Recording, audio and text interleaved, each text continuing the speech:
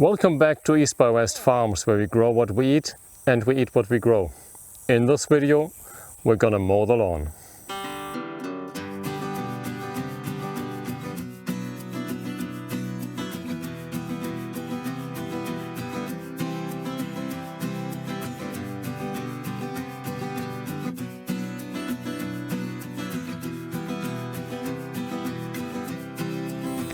We are here in the orchard area. I tilled that area about a year ago. Eventually we want to make this into an orchard. We've been planting sweet potatoes. We did not water that area, it's just too much space to water. So it's a bit overgrown and I need to cut it all back. I've got my scythe here in my hand.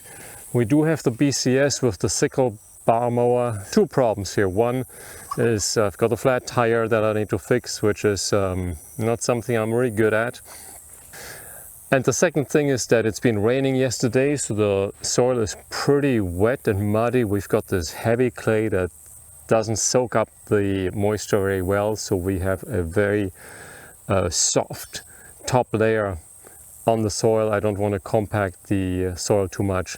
So I'm going to use my scythe and mow the lawn here and prepare it for the next round of winter seeding. We've got a bunch of things growing here. The golden rods start flowering. That's quite beautiful. We've got quite a few of them down in the back of the yard or in the back of the farm, so we'll let that grow. It's a great it's a great plant to attract pollinators. We've still got some of the snow on the prairie plants here. They start setting seed. Not as many as we had last year. Then we do have a bunch of other things, some feather grass that's went into seed. We do have the yellow stem, also known as King Ranch blue stem, which is an invasive grass. Farmers used to seed it here in Texas as fodder. I think they don't do that anymore, but the whole landscape is taken over by the King Ranch blue stem now. So we want to get rid of that eventually, or at least reduce it. We've got a few of these little purple flowers. They're all over the farm. This area here is going to be an orchard. We don't have any grazing animals like cows or bison. That's going to be, or maybe sheep and goats. Maybe eventually we do that. The chickens and the ducks really don't forage that much. That scythe is an Austrian scythe that I bought somewhere online. I don't remember. There are 2 or 3 online stores that sell them. I really like it. It's nice because you can adjust the height. And it looks like we've got some wasp or something putting nests here in the holes. I've got one blade that's a 40 centimeter, I think, blade. So it's a relatively short blade. I tried to mow with a scythe a few times before. It is extremely difficult when the grass is dry. That prairie grass is just a bear to mow. Today I've got some moisture in the grass, so it's a lot easier to mow the grass. No, I'm not a very good mower. I used to use a scythe when I was in elementary school, middle school, high school. I grew up in a rural environment. My parents had rabbits as meat animals, so we always mowed a little bit of the lawn in the front of the house, which was more meadows than a lawn, and used that grass to feed the rabbits. I have a little bit of experience, but I have really not mowed any area like that in a continuous mow. That's going to be interesting. The first thing, I need to use my stones to stone the scythe, and that's not really sharpened, it's stoning. And it's really just by sliding along the cutting edge and straightening the edge back to get a sharp edge.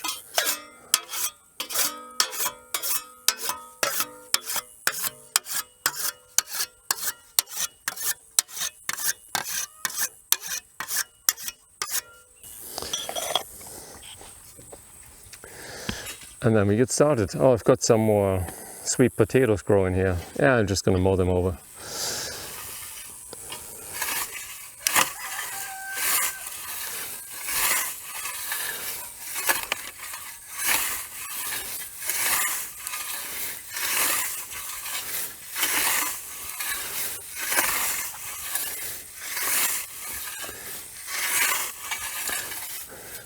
The key moment with the scythe is go in a circular motion. Right? The cutting edge, it's not like a knife where you cut like you cut through a loaf of bread. You don't cut straight from top to bottom. The cutting edge of a scythe is to go in a shear motion. And that's basically the trick. And everything else is basically about relaxing and just swinging from left to right.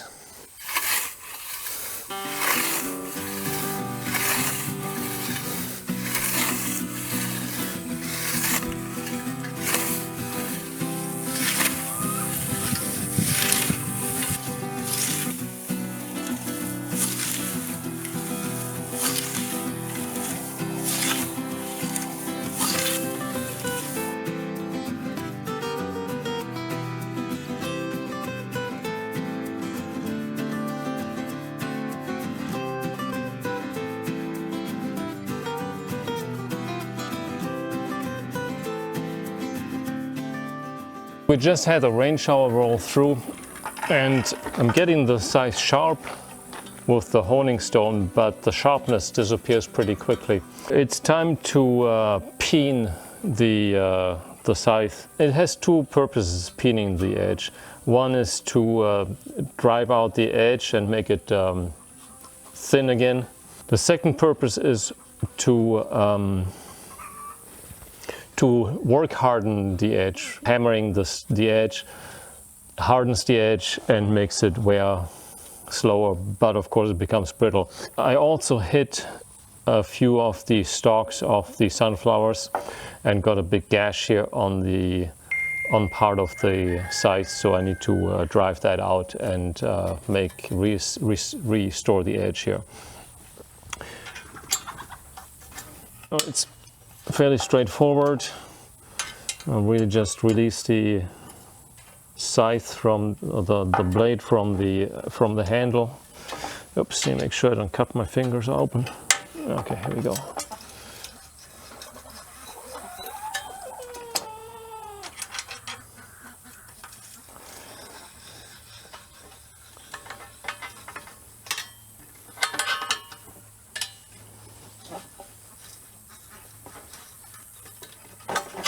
Yep.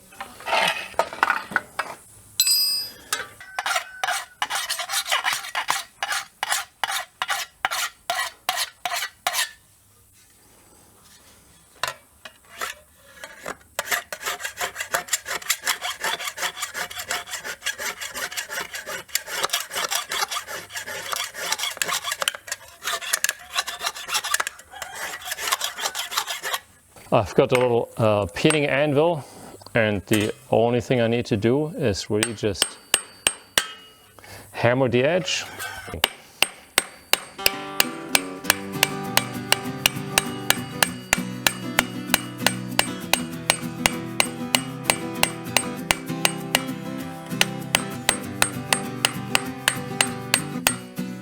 It really doesn't take an awful lot, it's just slow and deliberate hammer blows on the edge to drive out the edge and work harden the material on the way edge of the scythe.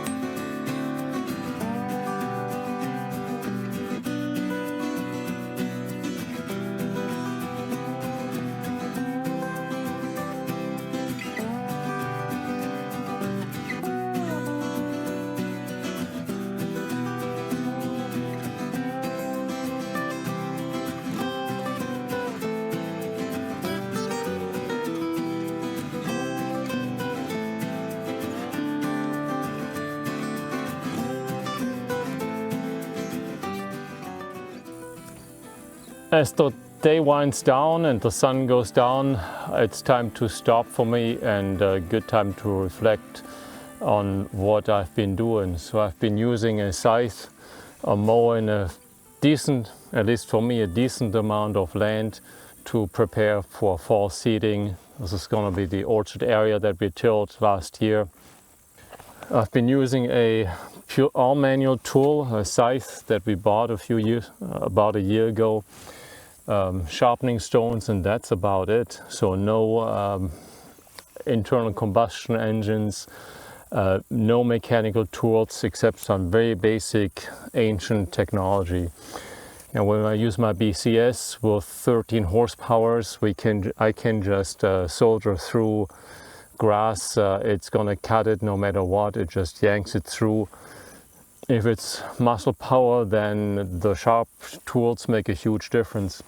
So why am I all doing that? I mean, if I would be using the BCS, I would probably be done in not more than half an hour. One, it's been raining, the soil is very wet.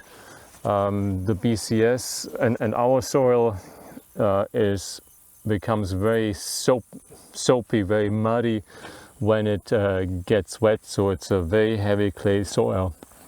Then there's always the compaction of the soil. Right? If you have a lot of weight on the soil, you compact the soil, which is not what we want to do. Right? We want to grow a garden that is sustainable, that has a good soil life. It's actually also was a lot of fun. I haven't been using a scythe for many years. I used to do this when I was in elementary, middle and high school. And we had a small plot in front of our house. We had rabbits in the backyard, and our lawn was basically meadows that we mowed with a scythe. I've never done that kind of space with a scythe, that kind of area with a scythe in 2 days, continuously mowing with a scythe. And it's amazing how hard it was in the beginning and how much easier it became towards the end. You start swinging the scythe, you use much less energy. Would I say that everybody should be doing that? No, of course not. One could ask if a small homeowner really needs to have a 15 horsepower ride-on lawnmower to mow a little patch in front of his house, his or her house. A scythe would be doing just about as well with a little bit of practice. It's a good workout, it keeps you healthy. I've got the opportunity to be out in the fresh air. It's a great experience to have something accomplished at the end of the day. Looking at the aspect of sustainability, it's certainly much more sustainable to use hand tools. You buy the scythe. Now, the scythes are not cheap, they're actually hard to get these days. I think I had to wait for that scythe for 2 or 3 months. There is a big backlog on the scythe supply right now, because I think a lot of people start going more back to manual tools. So you buy the scythe once and they last, if you take care of them, they would probably last for 10, 20, 30 years. Oiling the wood once in a while, sharpening the scythe is relatively straightforward. That's easy to learn. Certainly much more sustainable than any internal combustion engine based machine that burns gasoline. Well, thank you very much for watching. I hope you enjoyed that content. If you did, please give me a thumbs up. If you have any questions or comments, please leave them down below. If you want to follow our journey with the East by West farms, please hit the subscribe button and click the bell icon so you get updated every time we post a new video.